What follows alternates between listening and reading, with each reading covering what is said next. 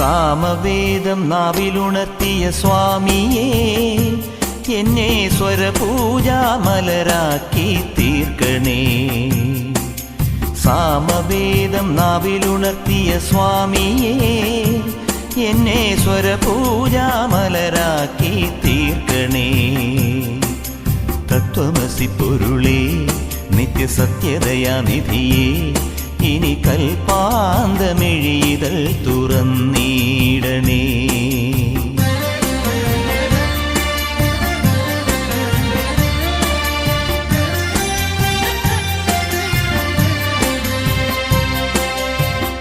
ഇരുമുടി നിറയുമീ ദുരിതം ഒഴിയണേ, ഇഹപരശാന്തിതൻ അമൃതം അരുളണേ.